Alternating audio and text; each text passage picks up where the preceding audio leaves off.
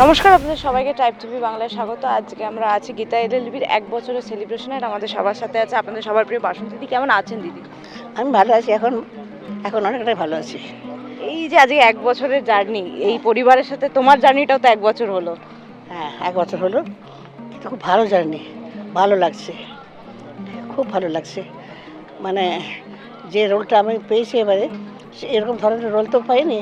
পেয়েছি মাসি পিসি, কুচুটে ঝগড়াতে এইসব এইসব পেয়েছি। কিন্তু এটা একটা অন্য ধরনের ক্যারেক্টার। একটা উকিল, এবং সে আমার ছেলেকে বলতে অজ্ঞান, ছেলেকে দেখে না, পরে একটু মিল হয়েছে অবশ্য। সেই জন্য করতে খুব ভালো লাগছে। আর 1 বছর ধরে খুব আনন্দের সঙ্গে এদের সঙ্গে কাজ করছি। এরা খুব ভালো, এরা খুব যত্ন করে। মানে আমি যে অসুখ থেকে উঠেছি, সেটাতে এরা বুঝিয়ে দেয়, যত্ন করে দেয়। মানে কোথায় ধরে নিয়ে গিয়ে বসাবে, কোথায় শোয়াবে, কোথায় কী করবে, সব এরা করে। খুব সুন্দর, এটার জন্য ভালো লাগে। শরীর খারাপের পর কাজে ফিরে আসতে জন্য অসুবিধাটা হয়নি? না, যেটা স্নেহাশিস বলেছিল, যেদিন আমাকে আইসিইউ থেকে প্লেন বেড়ে দিল, সেদিনই স্নেহাশিস ফোন করেছিল যে কবে আসছেন। আমি বললাম দাঁড়াও, এই তো সবাই প্লেন বেড়ে দিয়েছে, একটু সুস্থ হই, তারপরে সুস্থ হলে আমি নিশ্চয়ই যাব। না না, আসুন আসুন, আমরা অপেক্ষা করছি, বসে আছি। মানে হ্যাঁ, যাবো বাবা, আমারও মনটা কেমন করছে, যাও। তারপরে আরম্ভ হলো, করলাম। ভালো লাগছে খুব করতে। এদের ব্যবহার, এদের অ্যাটিটিউড, এদের ক্যারেক্টারটা আমার খুব মানে মনোঃপুত হয়েছে। খুব ভালো লাগে। এত বছর তো অনেক চরিত্রে অভিনয় করেছেন। হ্যাঁ। এই চরিত্রটা কি কোথাও গিয়ে একটু মনের খাতায় প্রিয় হয়ে গেছে? হ্যাঁ, প্রিয় হয়ে গেছে এই জন্যে। এই যে উকিল, ওকালতি ব্যাপারটা, এটা তো এরকম ধরনের ক্যারেক্টার করিনি তো। হয়তো বললাম মাসি পিসি, কুচুটে ঝগড়াটে এসব করেছি। তো এটা তো একটা অন্য ধরনের ক্যারেক্টার, যেটা করতে ভালো লাগছে। তার সাথে তো অনেক বছর ধরে সবার সাথেই তো বেশ সম্পর্ক এখানে আপনার। হ্যাঁ, এত বছরে কি কি পরিবর্তন দেখলেন কাজে? পুরোনো দিনের সময়কার কাজ আর এখনকার কাজের মধ্যে কি কি পরিবর্তন দেখলেন? পরিবর্তন সেরকম কিছু না। আগেকার থেকে এখন অনেক ফাস্ট হয়েছে কাজ, অনেক সুন্দর, অনেক ভালোভাবে কাজ এগোয়, সেটা হয়েছে। আগেকার থেকে অনেকটা বেটার, অনেক ভালো। আর আগের কোন কোন জিনিসগুলো আপনি মিস করেন? মনে হয় যে এই পুরোনো দিনের জিনিসগুলো একটু বেশি ভালো ছিল বা নস্টালজিক ফিল হয়? হ্যাঁ, সেরকম কিছু মিস করি না। করি মানে ভালো মনে হয় যে ওই রোলটা আরও কিছুদিন করলে হতো, ওই রোলটা এরকম হলে হতো, সেরকম সেরকম হয়েছে আর কি।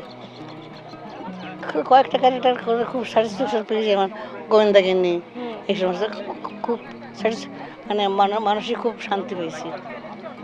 এটাও তেমনি, এলএলবি করে ভীষণ ভালো লাগছে। আর দিদি, আপনাকে যদি একটু ছোট্ট করে জানতে চাই, আপনার অভিনয় আশাটা কিভাবে, একটু যদি জানতে চাই ছোট্ট করে। আমার অভিনয় আসাটা অনেক ছোট বয়স, তখন 14 এরকম বয়স হবে। আমি ডান্সার হিসেবে আসি, মানে নাচে, ছোটো ছোটো ক্যারেক্টার না, ছোটো ছোটো অভিনয়, যারা যেমন নাচের কাজ থাকে, সিনে নাচের কাজ থাকে। মানে আগেকার দিনে হতো, নাটক আরম্ভ হওয়ার আগে ওপেনিং ডান্স থাকতো, সেই ওপেনিং ডান্স করতাম। কোনো সিন হচ্ছে, চলছে, সেই কেউ মদ খাচ্ছে, সেখানে নাচ হচ্ছে, সেই নাচতাম। সেসব নাচ করতে করতে আমাকে গীতা দিয়ে একদিন বললো যে তোর এত সুন্দর কণ্ঠ, তুই শুধু নাচে পড়েছিস, সেখানে পাঠ কর, ছোটো ছোটো পাঠ করতে করতে শিখবি। তো গীতাদির কথা অনুযায়ী ছোটো ছোটো পাঠ করতে আরম্ভ করলাম। তো সেই ছোটো ছোটো পাঠ করতে করতে এমন হয়ে গেল, পরবর্তীকালে বলতে খারাপ লাগছে, নিজের অহংকার মনে হবে, পরবর্তীকালে অফিস ক্লাবে আমাকে বলতো আপনি এই রোলটা করলে তবে এই নাটকটা ধরবো। এমন হয়ে গেল, ভালো করতাম তখন। তখন ভীষণ যশ হয়ে গেল, যশ হয়ে গেল। তখন গীতা দিয়ে খুব খুশি হতো। তারপরে স্টার থিয়েটারে শর্মিলা নাটক করলাম। শর্মিলা নাটকে প্রথমে এতগুলো মানে বড় বড় তাবড় ভানুদা, গীতাদি, অজিত ব্যানার্জি, অপর্ণা দেবী, সতীন্দ্র ভট্টাচার্য, নীলিমা দাস, প্রেমাংশু বোস, সবাইকার থেকে সর্বাগ্রে নাম করতে হয় বাসন্তী চট্টোপাধ্যায়। এইটাতে একটা হলো, ভীষণ নাম হলো। তেমনি আর চলে গেলো আস্তে আস্তে। এত মানুষের সাথে কাজ, এখনো নতুনদের সাথে কাজ করেন, যখন কাজ করতে আসেন আপনার কাছে যখন কিছু শিখতে আসে, তাদের শেখান এই যে ভুল বা কিছু? যদি বলে বলে দিই, যদি জিজ্ঞেস করে বলে দিই, এখনকার যেসব ছেলেমেয়েরা অভিনয় করছে তারা নিজেরাই অনেক স্মার্ট, অনেক ভালো, নিজেরাই করে নেয়। যদি কেউ বলে দিদি এখানটা কেমন হবে, বলে দিই। আপনিও তো শিখেছেন, এই যে গীতাদির কথা বলছিলেন, তার থেকেও তো শেখা অনেক কিছু হয়েছে জীবন। সব থেকে বেশি কোন জিনিসটা আপনি শিখেছেন একটু যদি জানতে চাই?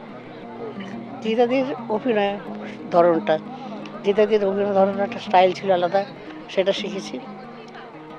অন্য ধরনের ছিল তো, মানে অভিনয় করতে করতে ব্রেক করা, অভিনয় করতে করতে একসঙ্গে কাঁদবো না, হঠাৎ বলতে বলতে বলতে হঠাৎ হঠাৎ কাঁদা, এইগুলো ছিল।